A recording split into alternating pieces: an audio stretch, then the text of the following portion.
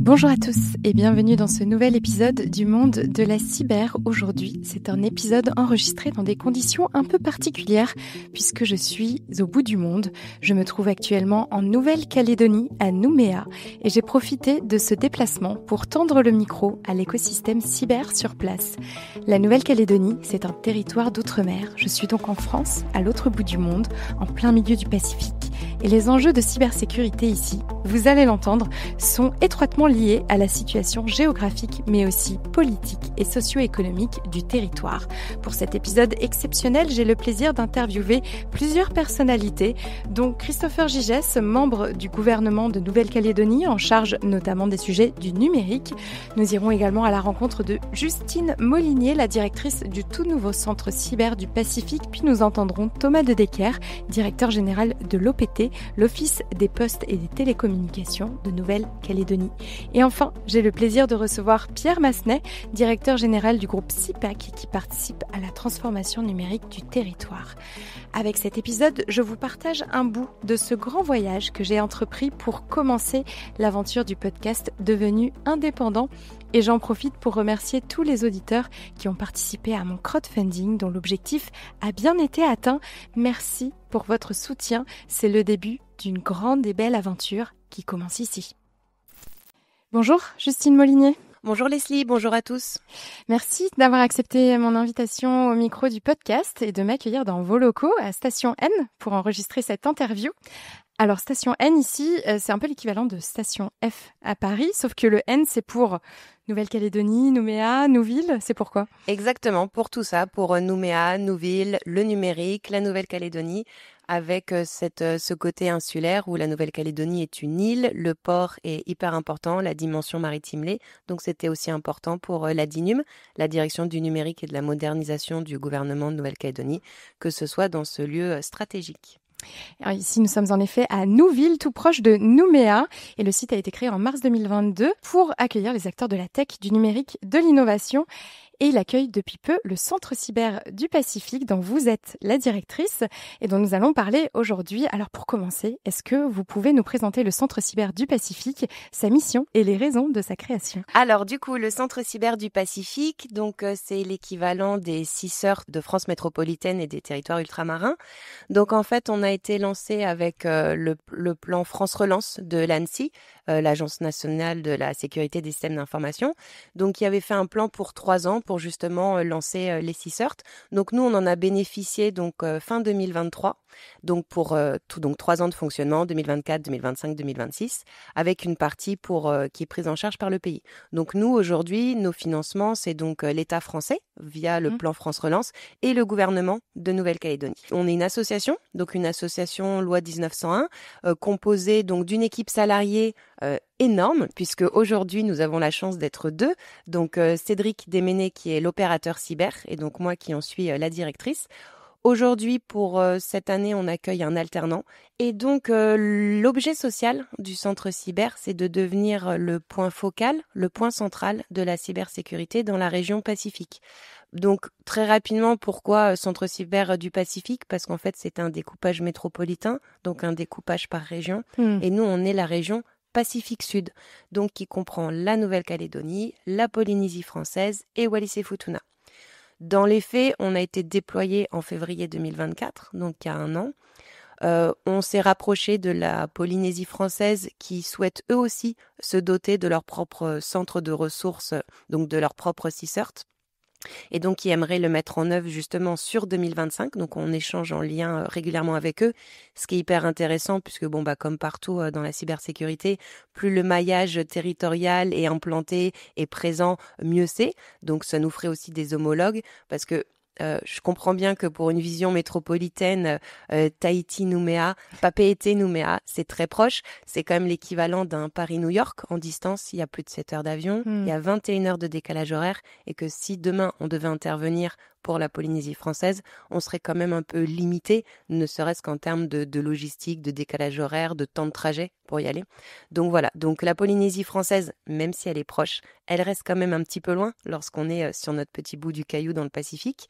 Et Wallis et Futuna, par contre, on va se concentrer sur eux, on espère, d'ici 6 mois, parce qu'on voulait d'abord le déployer en Nouvelle-Calédonie avant de se lancer dans les autres territoires. Mais donc, normalement, la Polynésie française, elle aura son propre centre de ressources cyber d'ici quelques mois.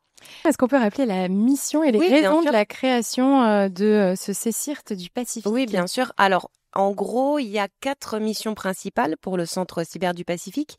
Il y a donc le fédérer, constituer un écosystème cyber en Nouvelle-Calédonie. Ça, c'est la première mission. La deuxième mission, c'est la sensibilisation du tout public, donc vraiment le tout public, professionnel et particulier, aux risques et aux menaces cyber. La troisième mission, c'est l'accompagnement des victimes professionnelles de cyberattaques. J'insiste sur le professionnel parce qu'en fait, on n'est pas censé s'occuper des victimes particuliers de cyberattaques. On les renvoie vers le cybermalveillance.gouv.fr du GIP d'ACIMA. Et la quatrième mission, c'est participer, accompagner, soutenir la montée en maturité cyber des acteurs économiques et institutionnels de la région Pacifique. Donc ça, c'est vraiment nos 4 missions principales. Pour en revenir à votre question sur la création, pourquoi un CSIRT du Pacifique, comme vous l'appeliez tout à l'heure, en fait, j'ai envie de dire, sans surprise aucune, comme partout. Comme en France, comme partout. Donc en fait, face à un peu l'explosion de cette menace cyber, il y a eu un besoin de structurer, de coordonner la réponse, de justement sensibiliser les entreprises, les particuliers à savoir comment détecter, pour aussi et surtout se mettre à jour, se mettre en conformité de la réglementation notamment européenne qui arrive avec le projet de loi REC qui comporte donc DORA, mais surtout NIS2 qui va concerner la métropole très prochainement, mais de facto aussi la Nouvelle-Calédonie, puisque la Nouvelle-Calédonie c'est une collectivité d'outre-mer avec un statut sui generis. Ça veut dire qu'on a certaines lois de France qui s'appliquent, mais on a aussi nos spécificités locales, on a un statut particulier et on a certaines lois qui sont propres à la Nouvelle-Calédonie. Pour autant, NIS2, et donc le projet de loi REC, va s'appliquer pour nous en Nouvelle-Calédonie dès le lendemain de sa publication au JORF, comme pour toute la France métropolitaine. Donc toutes ces raisons un peu éparses, tout comme en France, ont fait que ça a nécessité la création des CSIRT et on s'insère totalement dans l'écosystème des CSIRT de métropole. On a des points avec tous les CSIRT tous les 15 jours, des points avec l'ANSSI toutes les 6 semaines. Donc vraiment, on s'inscrit dans cette logique du plan France Relance. Pour ceux qui ne sont pas au fait de ce qu'est NIS2, vous pouvez aller écouter l'épisode sorti avec Aurélia Delfos, donc la mini-série sur les textes réglementaires qui est sorti au mois de mai. Donc on fait un petit point sur NIS2 en 15 minutes. Voilà, comme ça vous saurez tout sur ce sujet. Alors Justine Molinier, est-ce que vous pouvez revenir sur quelques chiffres peut-être depuis la création du centre Cyber-Pacifique? Qu'est-ce que vous avez constaté en termes de volume de cyberattaques ou même de type de cyberattaques qui se déroulent sur ce territoire? Alors déjà, en termes de volume de cyberattaques, c'est compliqué de donner des chiffres globaux, entre guillemets, parce que nous, on est un centre de ressources, donc on est au courant de ce que les gens nous disent, et c'est pas parce qu'on n'est pas au courant que ça ne s'est pas produit. Donc voilà, c'est important de le préciser, parce qu'il y en a des milliers comme partout, mais donc le centre cyber du Pacifique a été déployé en février 2024, donc il y a un peu plus d'1 an. Vous n'êtes pas sans savoir que 2 mois après, il y a eu les exactions en Nouvelle-Calédonie qui ont vraiment bouleversé les choses et qui ont laissé le pays dans un contexte économique, social très compliqué. Donc, c'est difficile d'avoir des indicateurs objectifs pour cette période. Donc, moi, je vais vous donner les chiffres à partir du lancement officiel du centre cyber lorsqu'on a pu ressortir de chez nous, retourner au travail. Et donc, le centre cyber du Pacifique a été lancé officiellement donc le 24 octobre 2024. Petit clin d'œil puisque le mois d'octobre, c'est le cybermois. Donc, on voulait quand même le lancer. Et donc, depuis le lancement du centre cyber et on a mis en place le numéro d'urgence, on a eu 24 victimes, 17 professionnels et 7 particuliers. Ce qu'on a rencontré majoritairement, c'est les usurpations d'identité numérique, les violations de données avec tentative d'extorsion, les escroqueries et les ransomware. Donc des attaques opportunistes majoritairement, c'est bien de ça qu'on parle ici, ou est-ce que les groupes de cybercriminels sont tentés de cibler particulièrement la Nouvelle-Calédonie? Alors j'aurais envie de vous dire les deux. Il y a de l'opportunisme comme partout. Toutes les victimes qu'on a accompagnées au centre cyber, c'était vraiment de l'opportunisme. Par contre, il y a aussi quelque chose, depuis les exactions, on reste un petit bout de la France. perdu dans le Pacifique. Avec les exactions, on a attiré l'œil du monde entier sur nous et il y a en plus de l'ingérence étrangère. Mais voilà, donc il y a vraiment les deux. Après, c'est vrai que j'imagine que vous et les auditeurs, vous le savez, c'est des attaques massives où il y a énormément de requêtes qui sont lancées. Et en plus, en Nouvelle-Calédonie, il faut quand même savoir que le français n'est pas forcément la langue natale de tout le monde. Donc sur des campagnes de phishing où il y a des fautes d'orthographe, où il y a des choses comme ça, les gens ne sont pas forcément en capacité, lorsque c'est pas leur langue. Si vous, on vous envoyait un phishing en allemand, en italien ou en anglais, vous seriez peut-être pas apte à avoir des fautes d'orthographe. Hein. C'est un détail, mais souvent on dit le phishing, faites attention aux fautes d'orthographe, faites attention à la syntaxe. Et puis c'est vrai qu'en Nouvelle-Calédonie, il n'y a pas cette culture du numérique et de la cyberattaque comme il peut y avoir en France depuis plusieurs années. Le risque cyber, c'est connu du grand public que depuis quelques années. Vraiment. Donc l'objectif premier, on le rappelle, des cybercriminels, c'est de gagner de l'argent en fait en attaquant les entreprises, et d'où l'importance donc aujourd'hui de sensibiliser et d'augmenter le niveau de cybersécurité de toutes les entreprises de tout le territoire jusqu'au milieu du Pacifique. Du Pacifique, exactement. Alors aujourd'hui, vous êtes 2 personnes au Centre Cyber du Pacifique. J'imagine que vous avez beaucoup de travail. Est-ce que vous allez recruter ? Quels vont être vos besoins ? Comment est-ce que vous voyez le développement de ce CSIRT Pacifique ? Nous, on fonctionne sur des subventions publiques, donc on aurait besoin de subventions pour pouvoir recruter. Évidemment que dans un monde idéal où la cybersécurité est mise au centre de tous les besoins, on aurait des financements en plus, on pourrait recruter. Là, aujourd'hui, vu le contexte du territoire, c'est un peu compliqué. On a déjà l'enveloppe de 3 ans, mais dont ça fait déjà 18 mois qu'on utilise de l'État avec le France Relance. On a le gouvernement qui nous aide. Là, on a fait des demandes de subventions, donc on est dans l'attente. Après, c'est vrai que dans l'idéal, on souhaitait créer une équipe un peu plus complète pour notamment accompagner les victimes de façon plus poussée. Alors après, les chiffres que je vous ai donnés vous montrent quand même que 24 appels en 6 mois, c'est pas non plus énorme, même si parfois il y a des victimes, c'est l'affaire de quelques heures de l'accompagnement. Il y en a d'autres, ça va être plusieurs jours. On fait vraiment de la mise en relation directe avec les forces de l'ordre, on réoriente vers le bon prestataire de cybersécurité, on rappelle les obligations, par exemple s'il y a une fuite de données, l'obligation de déclaration à la CNIL. Enfin, tout ça, ça prend quand même du temps. Et une victime, c'est un chiffre, mais c'est parfois plusieurs heures, voire plusieurs jours. Et il faut pas oublier non plus l'impact psychologique, l'impact émotionnel, parce que souvent on se dit c'est des entités morales, c'est des professionnels, c'est des sociétés, elles vont se relever. Alors déjà derrière les sociétés, il y a des humains qui peuvent culpabiliser, qui peuvent être stressés, ça peut être très difficile à vivre. Nous, en Nouvelle-Calédonie, le contexte est quand même très particulier. Les entreprises ont déjà eu énormément de mal à se relever des exactions. Derrière, lorsque elles se prennent un ransomware et qu'elles peuvent plus travailler pendant 2-3 jours, que donc il y a une perte d'exploitation pendant plusieurs jours, que derrière il y a plusieurs millions de francs pacifiques pour faire la remédiation et la réponse à incident, c'est quand même très compliqué de s'en relever. Et donc nous, dans l'accompagnement des victimes, ça reste un petit chiffre, mais ça reste quand même de l'humain derrière. Et en plus, il y a une sorte de tabou, il y a une sorte de honte à s'être fait avoir. Il y a aussi le fait que les entreprises ont l'impression qu'il y a un préjudice pour leur image, pour leur réputation, pour leur sérieux. Les gens peuvent avoir peur que leurs données personnelles aient fuité dans le cadre de cette cyberattaque. Donc c'est vrai que les gens n'osent pas forcément en parler.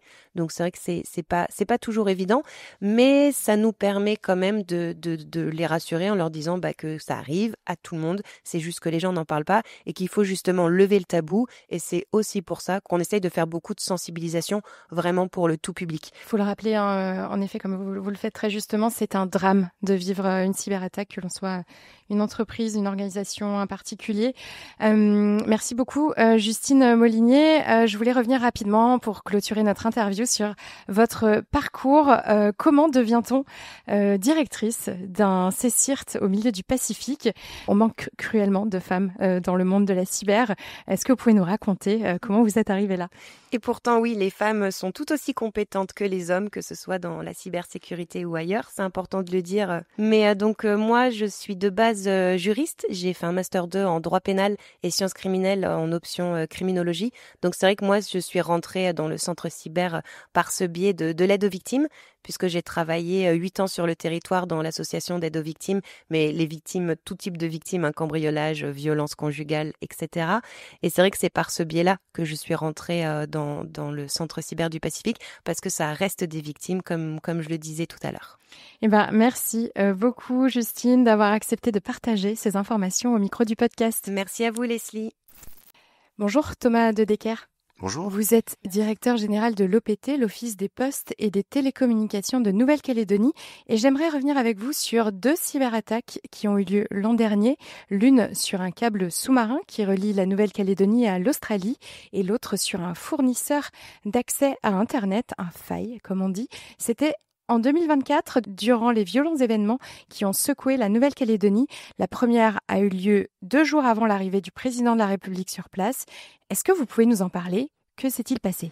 Le président Macron est arrivé en Nouvelle-Calédonie. Il y a eu l'annonce qui s'est fait au dernier moment. Et durant son vol, là, juste avant son arrivée, on a eu cette attaque DDoS où les flux qui parvenaient en Nouvelle-Calédonie sur notre câble sous-marin, puisqu'on est raccordé au reste du monde par 2 câbles sous-marins. On est interconnecté à l'Internet mondial via Sydney. Et on a eu une attaque où en moyenne, on a à peu près 60 gigas, 70 gigas de débit Internet sur ce câble sous-marin. Et on a eu une explosion des débits suite à cette attaque. L'attaque a duré 5 minutes avant que les systèmes de sécurité se mettent en œuvre, mais ça a fait suffisamment de bruit pour que les gens se rendent compte de cette attaque. Donc voilà, ça a été quelque chose qui a été quand même maîtrisé, mais l'Internet calédonien, la Nouvelle-Calédonie c'est une île de 170 000 habitants, a été coupé pendant cette période de 5 minutes. Donc dans un contexte d'émeutes, dans un contexte de crise assez profonde, hein, je rappelle que les émeutes de l'année dernière, c'était du jamais vu. Ça a pu créer encore plus de tensions et donc une peur encore supplémentaire parce que les systèmes de communication classiques ne fonctionnaient plus. Donc voilà. Donc là, on a eu une sorte d'attaque DDoS sur ce câble sous-marin et vous me disiez il y a eu d'autres cyberattaques, notamment une cyberattaque sur un faille qui a été impacté pendant plusieurs mois, semaines. Est-ce que vous pouvez nous en parler un petit peu de cette attaque ? C'est une filiale de l'OPT qui s'était fait. Exactement, donc c'est une filiale de l'OPT.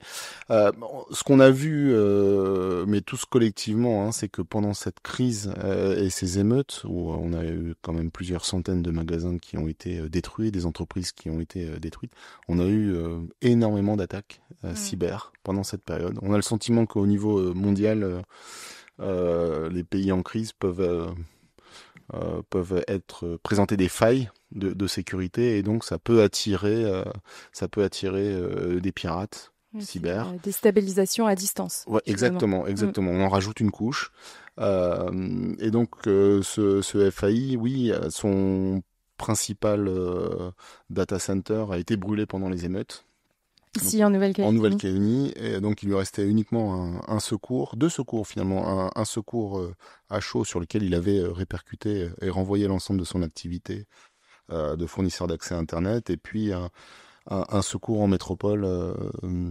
Et les pirates ont réussi à crypter l'ensemble des données sur le data center en Nouvelle-Calédonie et à neutraliser le secours qu'il y avait en métropole. Et donc on s'est retrouvés. Les sauvegardes n'étaient pas déconnectées entre elles finalement, c'était ça le... Ils ont réussi à les trouver et à les effacer en métropole. Ouais. Donc ce qui est quand même relativement sophistiqué comme attaque. Et donc on a eu l'ensemble des services associés à l'accès à Internet offerts aux clients ont été cryptés, donc sont devenus inaccessibles. Donc c'est les boîtes mail. On a des entreprises de surveillance qui avaient des caméras de surveillance, n'avaient plus accès aux images des caméras de surveillance. Donc en période de crise, on rajoute à la crise. Oui, il y a eu énormément d'entreprises impactées parce que ce fournisseur d'accès Internet, c'est le premier fournisseur de Calédonie. Je crois qu'on avoisine les 40% de part de marché. et donc pas mal de services aux entreprises. Donc c'est surtout les entreprises qui avaient des services chez ce fournisseur qui ont été impactés. Et c'est vrai que quand vous n'avez plus accès à vos mails, pour une entreprise, ça peut être très compliqué de fonctionner. Donc ça a pris plus de 2 mois, entre 2 et 3 mois, pour régler cette situation. Donc, très Pour compliqué. tout remettre en route. Pour tout remettre en route, donc pour une entreprise, ça en termes d'image, c'est catastrophique. En termes de conséquences financières, c'est également catastrophique et ça peut être très compliqué de se relever d'une telle attaque. Est-ce que vous pouvez nous parler un petit peu de la gestion de crise de cette cyberattaque? Comment ça s'est passé? Au niveau de la gestion de crise, il y a eu finalement un élan de solidarité entre fournisseurs d'accès Internet, et donc tout le monde a essayé d'aider au mieux ce fournisseur d'accès Internet. Des experts en cybersécurité également. Donc oui, il y a eu vraiment un élan de générosité du monde de la cyber calédonien qui s'est fait. Donc ça, c'est vraiment le côté positif. Après, une fois que les données sont cryptées, j'ai envie de dire, c'est presque trop tard. Donc il a fallu en urgence reconstruire une infrastructure, repartir de zéro. Et donc ça prend beaucoup de temps. Est-ce qu'il y a eu des conséquences aussi pour les habitants, est-ce qu'il y a eu des coupures à Internet, ou est-ce que la seule coupure, ça a été celle avec le câble sous-marin qui a été impacté? Alors, oui, il y a eu donc cette première attaque, on a eu un impact sur l'Internet calédonien. Après, l'attaque sur le fournisseur d'accès Internet, c'était plus pour tous les services aux clients, mais l'accès Internet restait. Donc on était vraiment sur, voilà, vous n'avez plus accès à vos boîtes mail, vous n'avez plus accès à certains services de téléphonie fournis par ce fournisseur. Énormément d'entreprises fournissaient des services digitaux dans ces data centers, donc ces services ne fonctionnaient plus non plus. Donc oui, les conséquences étaient très importantes pour certains, mais elles n'étaient pas à l'échelle de la Calédonie, elles n'étaient pas énormes. Et quelles ont été les conséquences pour l'OPT? Est-ce qu'il y en a eu?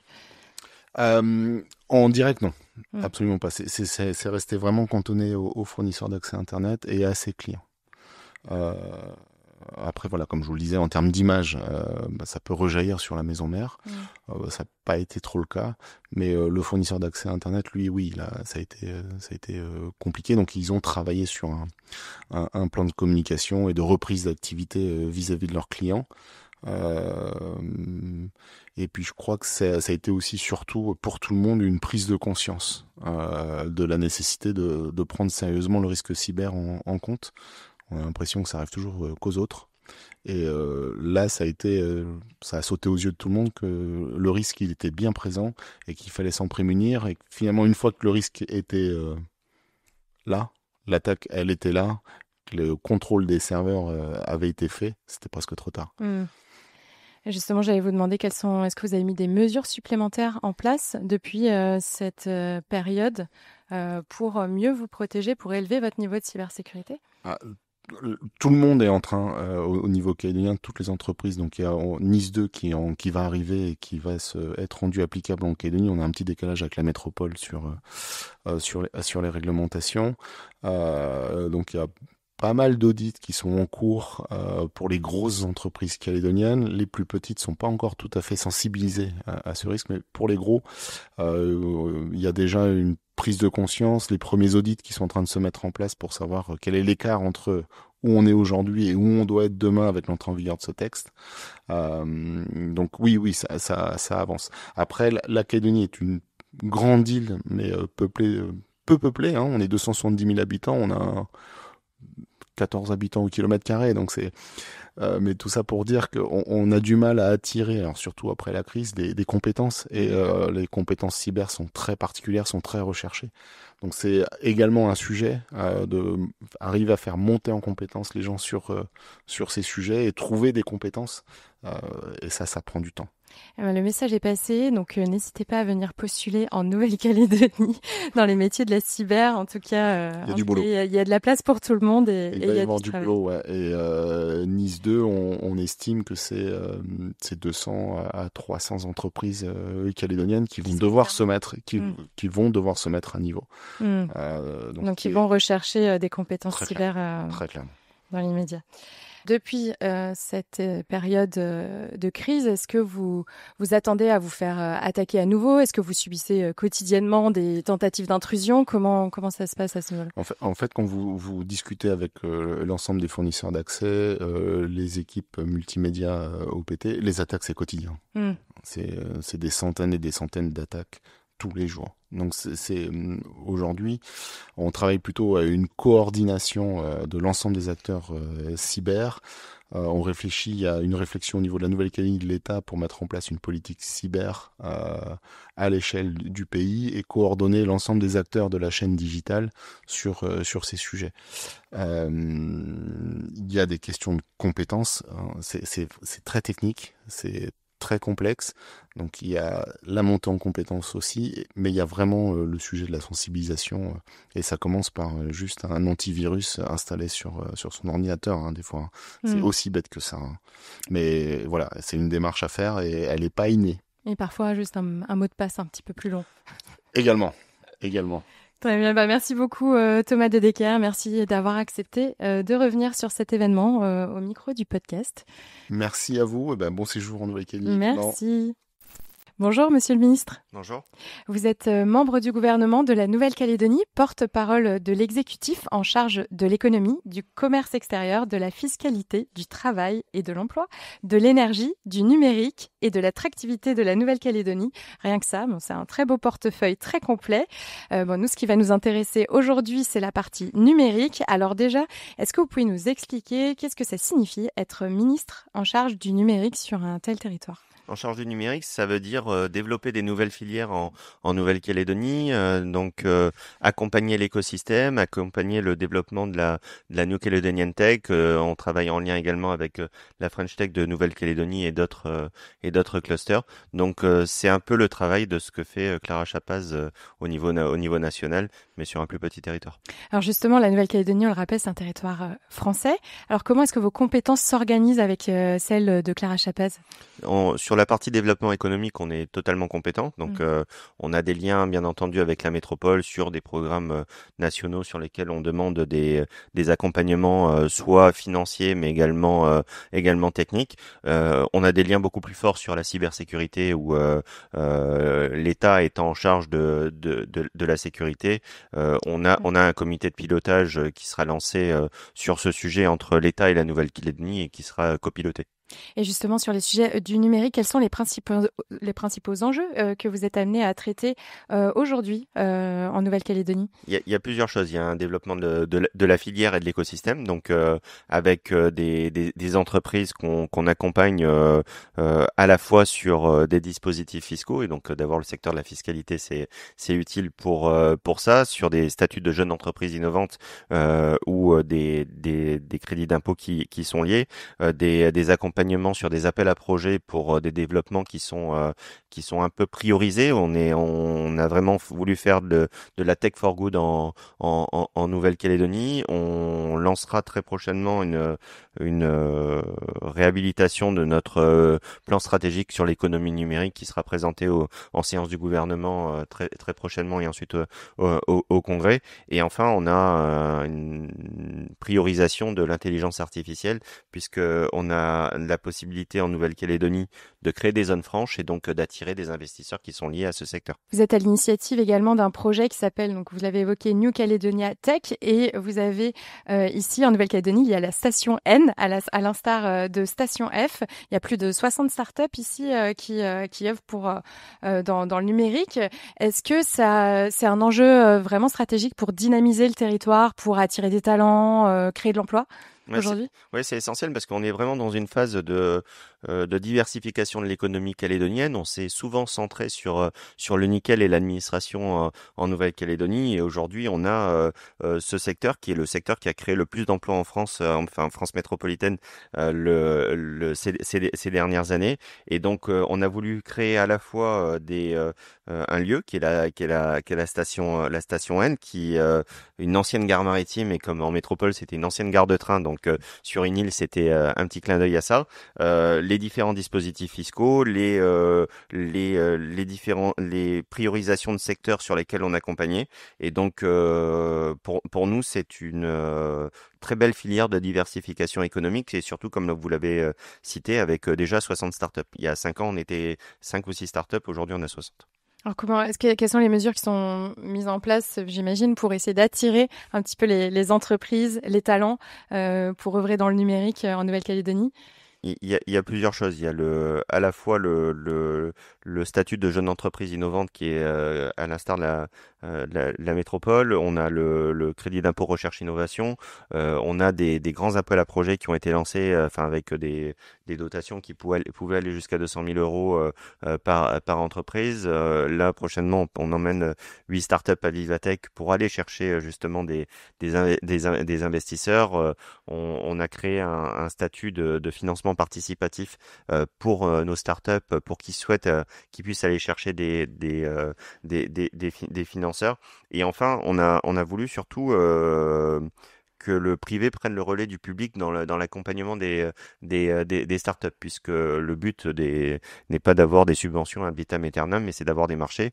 Et dans la station N, on a eu la volonté d'avoir des parrains, des sponsors de grandes entreprises, Eramet et Salen, Total, BNP Paribas, qui, au-delà de l'aide financière qu'elle pouvait apporter aux startups, c'est aussi des relais pour le process, pour de marché pour nos startups, mais aussi des relais à l'export. Et il y a aussi un enjeu de numérisation auprès des habitants, donc pas seulement auprès de l'écosystème entreprise. 40% des Calédoniens n'ont pas d'ordinateur. Comment est-ce que ça s'explique et pourquoi est-ce que c'est un vrai enjeu à traiter aujourd'hui?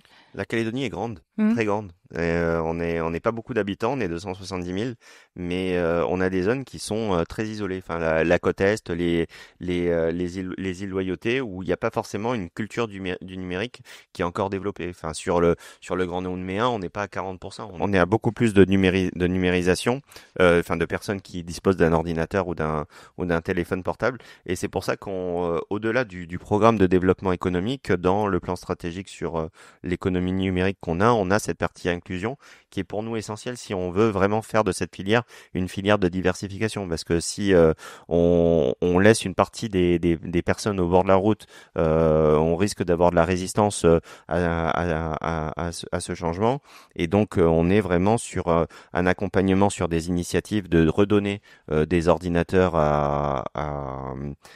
qui ont été usagés et qui ont été donnés par des entreprises, mais aussi on a des maisons de services numériques qui sont créées, ça y est, avec l'Office des postes et des télécommunications, pour accompagner les personnes à la numérisation. Donc pour nous, c'est un véritable enjeu, et la partie développement n'exclut pas la partie inclusion. Et est-ce que cet accompagnement vers la numérisation inclut également un accompagnement par rapport aux risques qu'apporte aussi la numérisation? Est-ce qu'il y a des mesures en place pour sensibiliser les publics à la cybersécurité dès le début? Ouais, il y a des formations cyber, il y a des formations en cybersécurité, il y a des formations aussi sur le cyberharcèlement, et il y a des formations sur on travaille avec le secteur de l'enseignement sur l'esprit critique qui doit être développé sur le développement du numérique. Aujourd'hui, toute information qui est sur le net n'est pas vraie.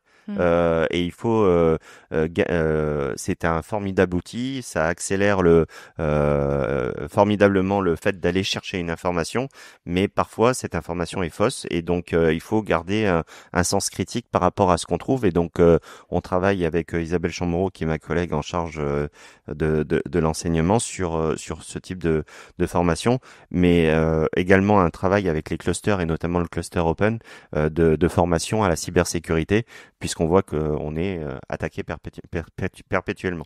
Alors je voudrais justement qu'on revienne sur les récents événements. Il y a eu 2 cyberattaques qui ont été largement médiatisées durant les émeutes de mai 2024.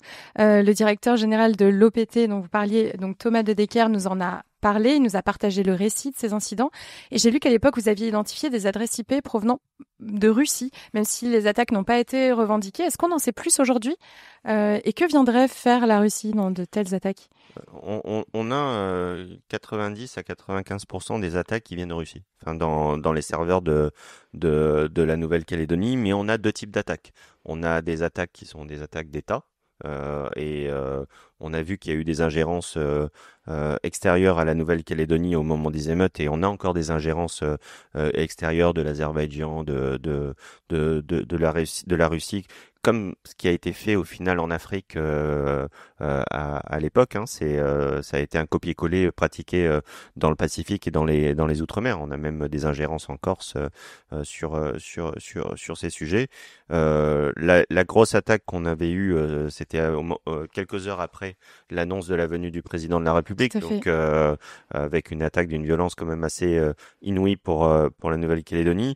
On n'en a pas eu d'autres à ce niveau-là, mais les attaques qui viennent de Russie qui viennent d'ailleurs sont de deux types. Il y a vraiment la partie des États sur l'ingérence, et ensuite il y a les attaques économiques où ils demandent des rançons, comme ça a été le cas sur la province des îles Loyauté, sur un fournisseur d'accès à Internet récemment. Et c'est pour ça qu'on doit mieux se former, mieux accompagner.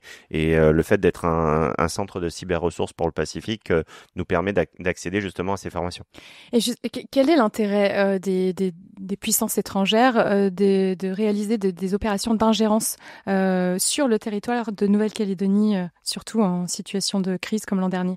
De déstabiliser la France. Enfin, c'est même pas au niveau de la Nouvelle-Calédonie, c'est la France qui est attaquée quand on est attaqué par des États étrangers. Et donc c'est pas forcément une volonté d'attaquer proprement la Nouvelle-Calédonie, puisque tous les autres outre-mer français sont attaqués sur de l'ingérence étrangère. Donc c'est une entreprise de déstabilisation de pays étrangers sur la France. Donc là, c'est vraiment à l'État de gérer cette partie. Et pourquoi c'est stratégique d'attaquer un fournisseur d'accès à Internet, où là c'était aussi un câble sous-marin qui permettait l'accès à Internet en Nouvelle-Calédonie? Pourquoi c'est des infrastructures critiques qui sont extrêmement importantes à protéger aujourd'hui? Parce que si on n'avait pas réagi rapidement, et je remercie les services de l'OPT, on avait le risque de ne plus avoir Internet pendant 15 jours en Nouvelle-Calédonie. Et avec les conséquences dans un contexte extrêmement compliqué, et les conséquences qui étaient liées derrière à un peu un blackout Internet. Donc je crois que les personnes qui ont fait ça savaient très bien ce qu'elles faisaient. Le fait qu'on ait eu des personnes formées à ce moment-là qui ont fermé l'adresse IP qui était visée nous a permis de réagir très rapidement. Mais des attaques, on en a tous les jours, on en a des centaines et des milliers. Parfois, excusez-moi le terme, mais c'est juste pour faire coucou, on est là. Mais au moins aujourd'hui, on est prêt. Voilà, j'avais demandé quelles sont les mesures qui ont été mises en place depuis pour éviter que ça arrive à nouveau. Enfin, j'imagine que vous avez pris conscience aussi d'une manière un peu plus concrète de ce que pouvait impliquer une cyberattaque à ce moment-là. Ouais, déjà, il y a des pratiques au quotidien. C'est ça qui permet surtout d'éviter des cyberattaques. Sur le fait un mail qu'il faut pas ouvrir, où on sait que que ça peut être un pirate, des pratiques qui sont liées à l'utilisation des données Internet qui sont des entreprises, les sauvegardes qui doivent être réalisées systématiquement et peut-être sur deux serveurs. Je vais pas tout détailler ce qu'on a fait, parce que sinon ça permet aussi de contourner, comme ils sont assez imaginatifs pour contourner les différentes pratiques. En tout cas, on évolue en permanence. Et pour nous, ce qui est important, c'est d'avoir surtout un réseau à la fois de collectivités locales, un réseau avec des entreprises pour partager ces bonnes pratiques, un réseau pacifique, puisqu'on travaille avec la Polynésie française et Wallis et Futuna, et la chance d'avoir l'ANSSI qui en permanence nous fait une mise à jour des bonnes pratiques. Eh bien, merci beaucoup, Monsieur le Ministre, d'avoir accepté cette interview. Merci à vous. Bonjour Pierre Massenet. Bonjour. Alors vous êtes directeur général du groupe CIPAC en Nouvelle-Calédonie. Vous participez largement à la transformation numérique du territoire en, je cite, apportant à la Nouvelle-Calédonie des technologies de pointe utiles à son économie et à ses habitants. Vous êtes une entreprise familiale. J'ai lu que c'est votre père qui a fait découvrir Internet aux habitants de la Nouvelle-Calédonie il y a presque 30 ans maintenant. Est-ce que vous pouvez revenir sur l'histoire et les enjeux de la numérisation de cette terre du bout du monde ?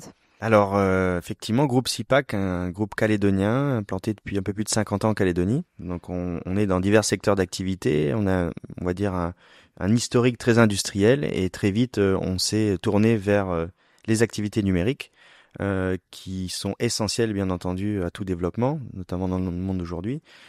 Et cette histoire dans le digital a commencé très tôt et notamment avec l'histoire d'Internet. Donc, en 1995, mon père, qui à l'époque était directeur de la société, s'est entouré de fous passionnés qui ont vu un truc émerger aux États-Unis et en Europe qui s'appelait Internet. Loin de tout, puisqu'avant il fonctionnait principalement par fax ou autre technologie dépassée, ils se sont dit, il faut faire quelque chose, c'est une révolution. Donc ils sont allés voir quelques personnes ici en essayant de sponsoriser le projet.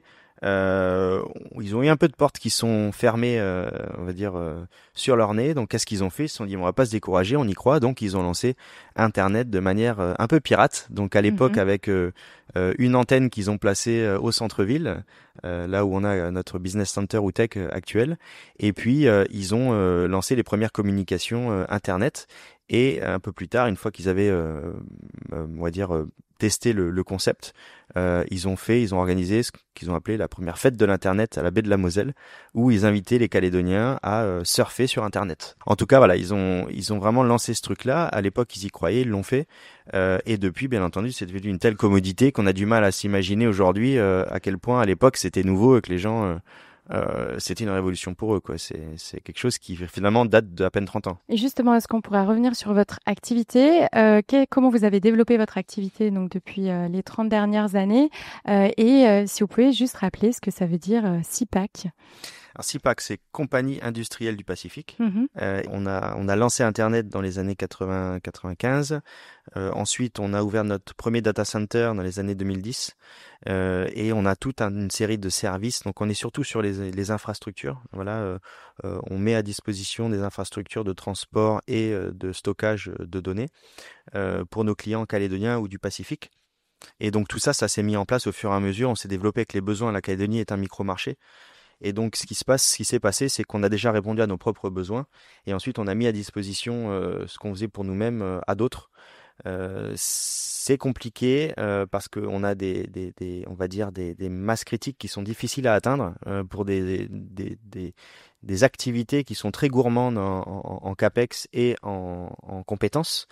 Mais c'est quelque chose qu'on a réussi à faire ces dernières années, puisqu'il y a quand même une maturité des entreprises dans la transition digitale, dans l'externalisation d'un certain nombre de leurs activités, de leurs besoins IT, qui fait qu'on arrive maintenant à avoir des volumes suffisants qui nous emmènent dans une spirale positive, qui nous permettent justement de renforcer, de réinvestir, de développer, de moderniser. Donc on est vraiment depuis une dizaine d'années dans une spirale qui est très positive et qui nous permet d'améliorer nos services, d'augmenter notre nombre de clients et de rester à la page. Oui, parce que ça évolue extrêmement vite, tout ce qui est le monde du numérique et les risques cyber aussi. Donc aujourd'hui, Internet est partout, dans nos poches, on travaille avec, sur nos ordinateurs, sur notre téléphone, et avec la numérisation du territoire, avec tous ces nouveaux outils, donc sont apparus les risques cyber dont on voudrait parler aujourd'hui. Comment est-ce que vous les avez pris en compte du coup dans votre stratégie au sein de l'entreprise ? Alors, effectivement, Internet, ça nous a permis de nous connecter avec le monde. La Calédonie, c'est loin de tout. C'est une petite île du Pacifique. Donc, finalement, Internet, ça a été le pont qui nous a permis d'accélérer le développement de notre économie. Le pont, il va dans les deux sens. Ça nous permet d'aller à l'extérieur, mais ça permet à d'autres de venir nous voir potentiellement d'une manière malveillante. Et on a bien conscience qu'en Calédonie, alors peut-être pareil que dans bien d'autres endroits, mais on connaît notre territoire, on sait que on est très loin du niveau de maturité qu'il faudrait d'un point de vue du citoyen comme d'un point de vue de l'entreprise ou de l'institution sur les risques cyber. Et c'est une menace latente que personne voit. Donc effectivement, il y a des gros enjeux. On est entouré d'entreprises qui ont connu des problèmes. Nous-mêmes, hein, on a été victime d'un crypto-locker il y a maintenant 6 ans au sein de notre entreprise. Alors, ça fait rien à voir avec nos services. Mais en tout cas, nous, on est nous-mêmes avec des solutions qu'on utilise, mais on a également des services, data center et fournisseurs d'accès Internet qui permettent à nos clients d'utiliser la puissance de l'Internet et de la donnée. Et donc, on a des enjeux aussi sur ces fournisseurs de services. Vous disiez vous êtes fait attaquer il y a 6 ans. Est-ce que vous pouvez revenir sur cette cyberattaque? Qu'est-ce qui s'est passé et qu'est-ce que vous avez mis en place depuis? Alors oui, il y a 6 ans, on a été victime d'un crypto-locker sur une partie de notre infrastructure. Donc on avait déjà bien entendu des systèmes en place qui nous a permis de réagir assez vite, d'isoler, on va dire, les serveurs corrompus et d'en restaurer une bonne partie. Alors il faut savoir que la menace, les cybermenaces se sont vachement accélérées ces dernières années.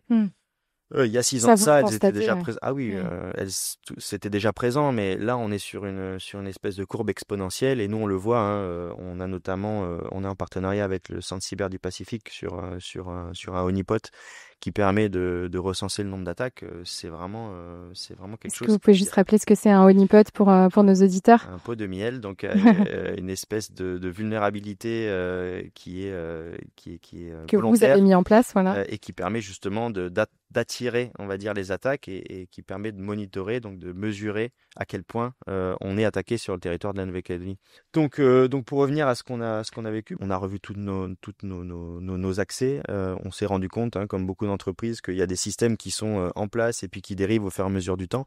Donc on a revu l'ensemble de notre système de droit au sein de l'entreprise en standardisant pas mal de choses, en fermant beaucoup de portes. On a renforcé notre système de backup de données, de capacité à restaurer en cas de problème. On a mis en place d'ailleurs des backups de données hors site, mais également ailleurs, au cas où il y a un gros problème ici. Et vraiment déconnecté. Voilà, vraiment déconnecté. On est passé sur la plateforme, donc sur le serveur en ligne de mail de 365 Microsoft, avec des backups que l'on fait nous-mêmes aussi de tout ça. Et puis on a aussi depuis plusieurs années mis en place un PRA, un plan de reprise d'activité que l'on teste tous les ans, puisqu'on sait que le risque zéro n'existe pas. Donc aujourd'hui on est effectivement bien mieux qu'on l'était à cette époque-là. Mais le risque zéro n'existant pas, il faut se préparer effectivement à avoir quelque chose qui nous arrive dessus et à pouvoir, la capacité d'avoir nos données intactes et deux, notre capacité à redémarrer nos activités, nos systèmes. Donc c'est comme ça qu'on le gère. Est-ce que la cyber pour vous aujourd'hui c'est un sujet de direction générale et est-ce que ça a toujours été le cas au sein de votre groupe? J'ai envie de dire c'est un sujet de direction générale parce qu'on est dans les activités IT. Ça l'est pas forcément dans d'autres activités, mais ça devrait l'être. C'est un peu comme la sécurité physique, hein, ou la qualité. D'ailleurs, on passe par différentes phases. Hein. Il y a une phase où ça embête tout le monde, il fait réglementaire, c'est contraignant, il faut le faire. Et en général, le chef d'entreprise, il est pas trop sponsor de ça parce que pour lui, c'est des coûts. Et puis ensuite, on passe par une phase d'acceptation. Non, finalement, on y voit le bon côté des choses. Alors, c'est souvent le bâton et la carotte. Hein. Souvent, c'est le bâton qui drive. Et puis ensuite, une fois qu'on a compris, on voit la carotte. Ce que ça peut nous apporter d'un point de vue de la compétitivité, d'un point de vue de la gestion des risques, etc. Donc, pour moi, on est en pleine transition. C'est-à-dire qu'en Calédonie, en tout cas, il y a vraiment une montée en charge des consciences sur le risque cyber qui n'était pas là avant parce qu'encore une fois on était isolé de tout et on n'était pas un territoire qui attirait vraiment. On n'est pas un grand centre économique, donc l'isolation physique plus la petitesse du territoire et donc les enjeux qui étaient faibles faisaient qu'on n'avait pas vraiment d'enjeux avant. Là quoi du coup? Avant plusieurs Internet, depuis avant plusieurs années. Alors avec Internet bien entendu on n'était pas en mesure d'être attaqué puisque les chemins n'étaient pas là. Une fois que les chemins ont été mis, je pense qu'il y a eu ces dernières années énormément d'amélioration, encore une fois, de globalisation du risque cyber. Et donc, bien entendu, aujourd'hui, à partir du moment où on est sur le web, qu'on soit un petit territoire de moins de 300 000 habitants ou une mégalopole, on est finalement un citoyen du monde et donc on est attaqué au même titre que tout le monde. Alors j'imagine qu'il y a énormément de choses qui sont randomisées et qui attaquent le monde entier, mais il y a aussi du ciblage. On reste un petit île du Pacifique, mais on est relativement riche entre guillemets par rapport à nos voisins. Et puis on a finalement hérité d'une immaturité cyber qui fait que c'est peut-être plus facile aussi d'atteindre les cibles. Donc aujourd'hui il y a une prise de conscience sur le risque que ça représente, bien entendu.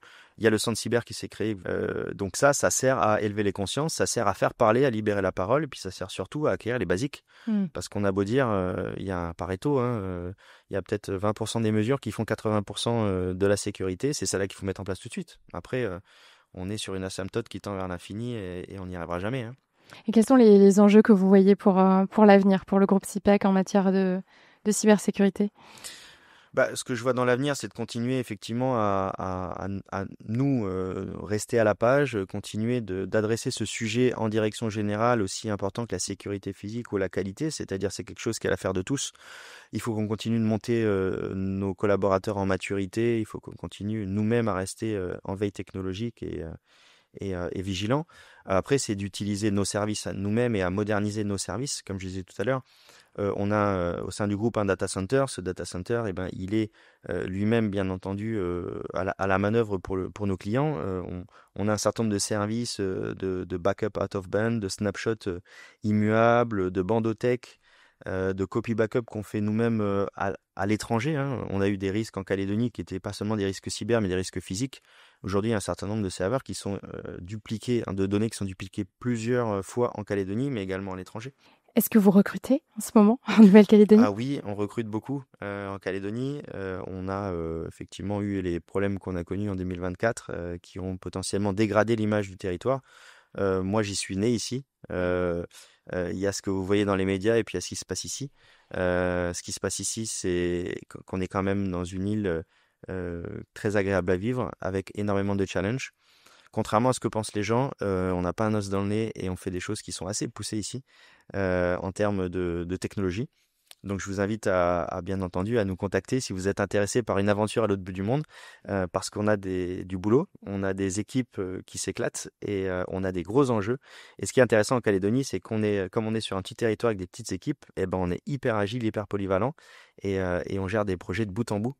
Donc c'est vraiment des atouts qui peuvent booster l'expérience de certains qui voudraient s'investir avec nous dans l'avenir radieux de ce petit territoire. Eh bien, le message est passé. Merci beaucoup Pierre Massenet d'avoir accepté cette interview. Merci. À bientôt. C'est la fin de cet épisode inédit enregistré en Nouvelle-Calédonie. Je tiens à remercier tous ceux qui ont rendu cet enregistrement possible. Tout d'abord, un immense merci à mon cousin Romain pour les mises en relation. Merci à Merwan et aux équipes de Néomédia qui m'ont prêté le matériel du podcast sur place. Merci également au reste de ma famille de m'avoir accueilli pendant 1 mois sur cette île et de m'y avoir fait découvrir son histoire et ses spécificités. Non, je ne m'installe pas en Nouvelle-Calédonie, je rentre en métropole après ce long et lointain voyage et je vous dis à très vite dans le monde de la cyber.